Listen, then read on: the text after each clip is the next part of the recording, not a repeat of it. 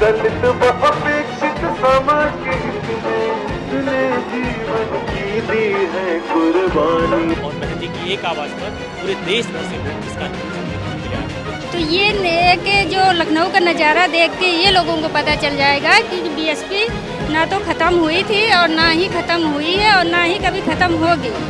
2027 में 2007 दोहराया जाएगा, यानी पूर्ण बहुमत की सरकार बनेगी। मैसेज है सबके लिए, मतलब जो लोग बसपा के विरोधी जो लोग कहते हैं कि बसपा समाप्त हो रही, वो लोग भी देख लें कि बसपा कहीं भी किसी भी कम नहीं है, सब मजबूत है, बिल्कुल जबरदस्त मजबूत है। कानपुर से, इलाहाबाद से, झांसी से, हरदोई से लोग पैदल चले आ रहे हैं। आप देखिए उनका जज्बा, आपको YouTube पे देखिए कि ढेर सारे लोग पैदल आ रहे हैं। इस बार हम फुल बहुमत से आएंगे। 4 PM न्यूज़ नेटवर्क में आप सभी का स्वागत है। मैं हूँ क्षितिज कांत। परिनिर्वाण दिवस है काशीराम जी का और आप ये देख रहे हैं राजधानी लखनऊ में चारबाग रेलवे स्टेशन पे जैसे ही उतरेंगे सामने यहाँ पर कैंप लगा दिया गया है। पीछे देखेंगे बहुजन समाज पार्टी का ये बैनर। बहन जी मायावती को लेकर के काफ़ी इस समय एक्साइटेड हैं लोग और तैयारी भी कर रहे हैं 2027 के विधानसभा चुनाव की।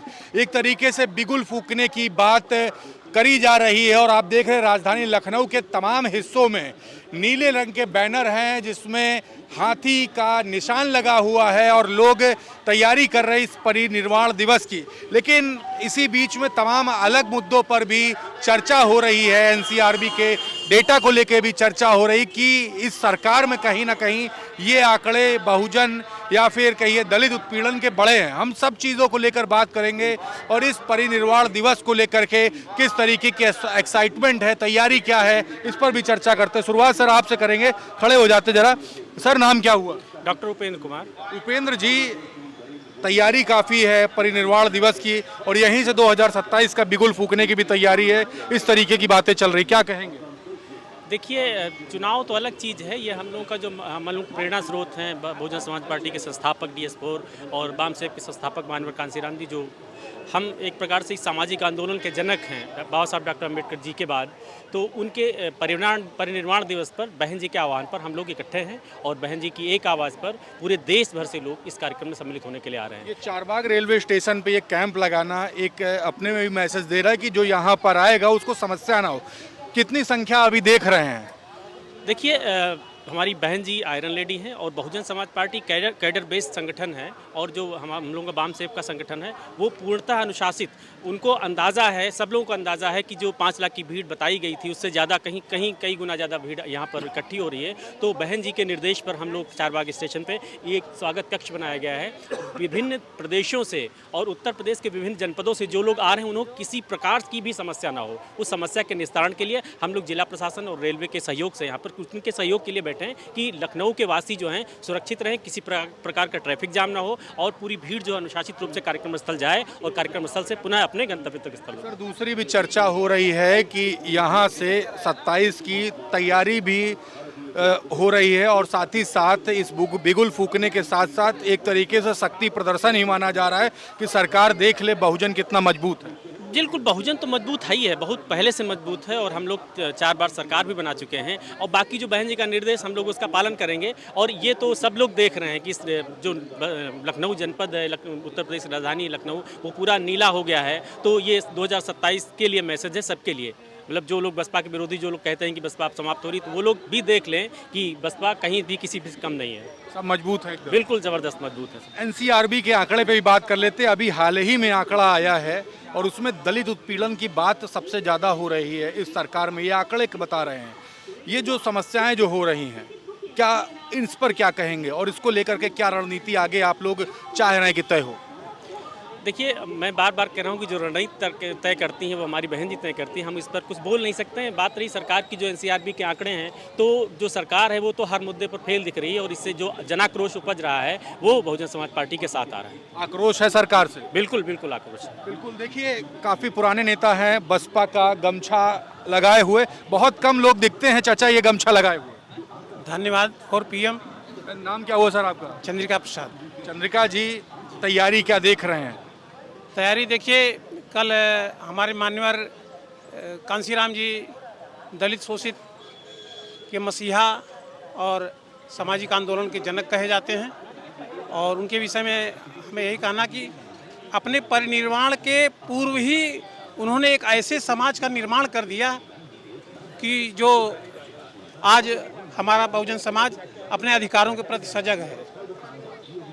अच्छा सर, एक बात और, इस सरकार में बहुत उत्पीड़न की बात होती है, बहुजन समाज के साथ बहुत दिक्कतों का सामना करना पड़ा, इस तरीके की बातें सोशल मीडिया पे लोग लिखते रहते हैं। एनसीआरबी के आंकड़े बताते हैं कि दलितों के साथ उत्पीड़न बहुत हुआ। अभी हाल ही में हरिओम वाल्मीकि, जिनको रायबरेली में पीट कर जिनकी हत्या कर दी, ऐसी जो घटनाएं हो रही है उसमें मन में क्या आ रहा है और इस पर क्या कहना चाहेंगे सरकार?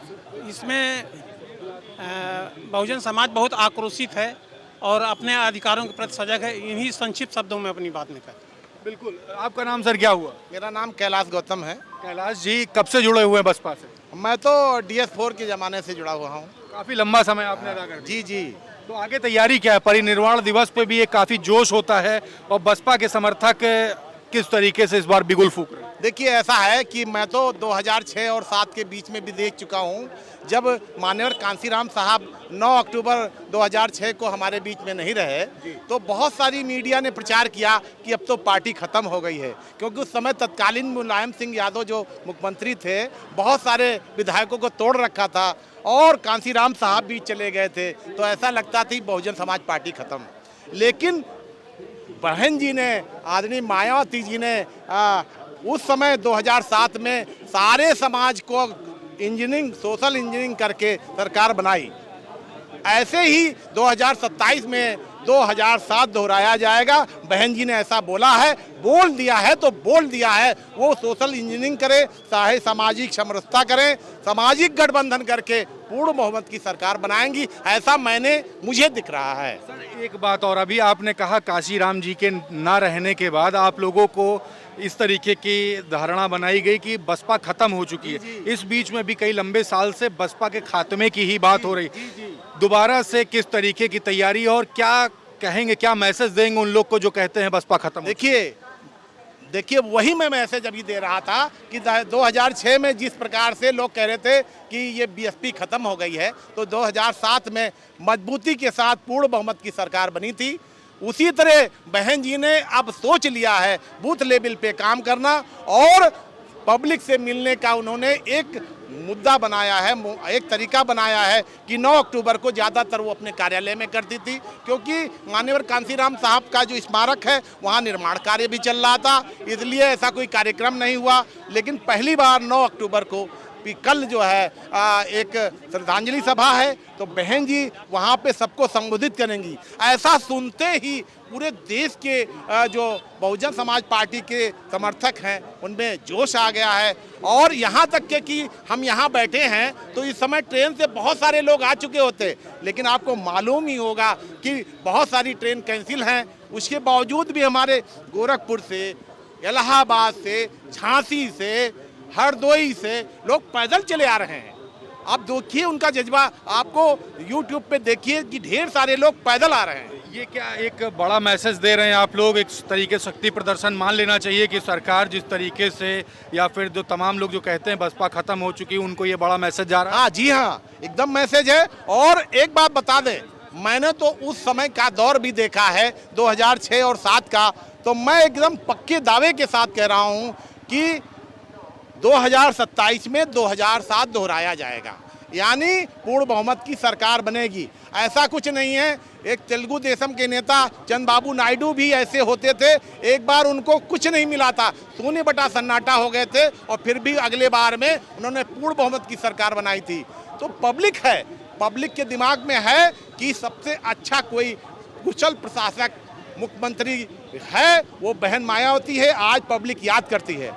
अब वैसे विगत चुनावों में बहुत सारे लोगों ने बहन जी की बहुजन समाज पार्टी को वोट दिया हो चाहे ना दिया हो, लेकिन वो उनकी बात को याद रखते हैं। 4 बार के मुख्यमंत्री के काल को उन्होंने देखा है।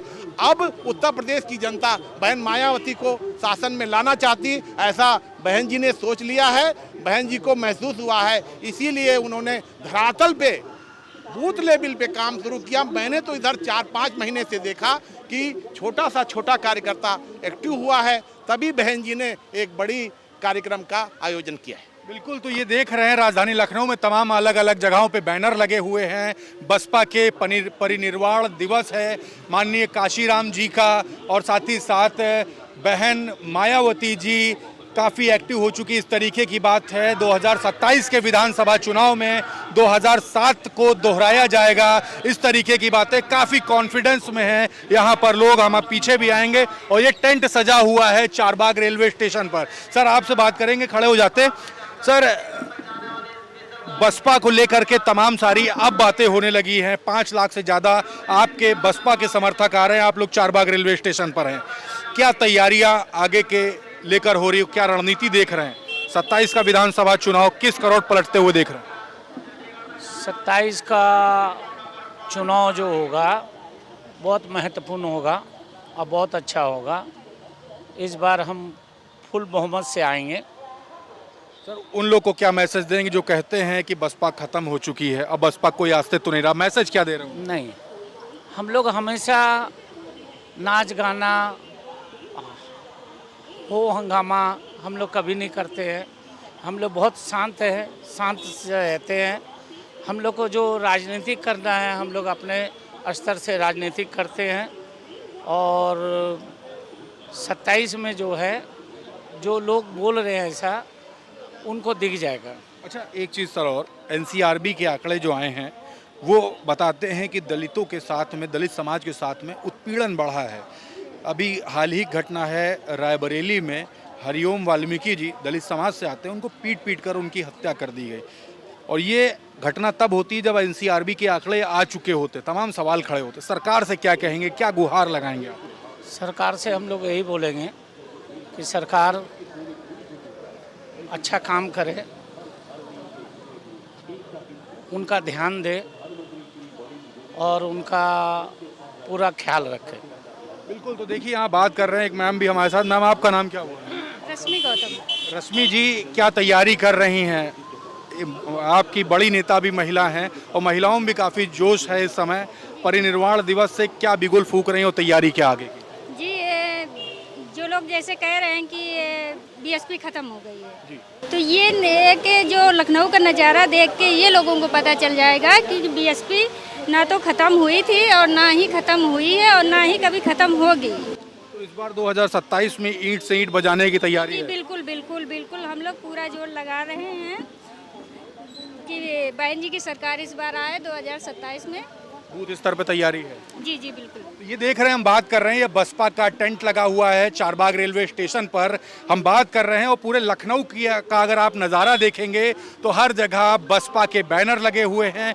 5 लाख से ज़्यादा लोगों के आने की संभावना जताई जा रही है और आप देख रहे हैं किस तरीके का जोश है लोगों का। यहाँ पर समर्थकों का कहना है 2027 के विधानसभा चुनाव में 2007 को दोहराया जाएगा। 4 बार की मुख्यमंत्री रही हैं मायावती, और आपने तमाम हमारी खबरों में देखा है कि जब क्राइम के आंकड़ों की बात की जाती है या शक्ति की बात की जाती है तो मायावती कार्यकाल को याद किया जाता है और कहा जाता है कि क्राइम के मामले में मायावती की गवर्नमेंट काफ़ी बढ़िया थी। हम यहाँ पे लोगों से बात कर रहे थे, सभी ने कहा कि 27 के विधानसभा चुनाव में ईंट से ईंट बजा दी जाएगी और इस बार बहुमत में बसपा आएगी। क्या कुछ होगा ये तो देखने वाली बात है। ग्राउंड रिपोर्ट के लिए जुड़े रहिएगा 4 PM न्यूज़ नेटवर्क के साथ। मैं हूं क्षितिज कांत, कैमरा पर्सन शुभम के साथ। धन्यवाद।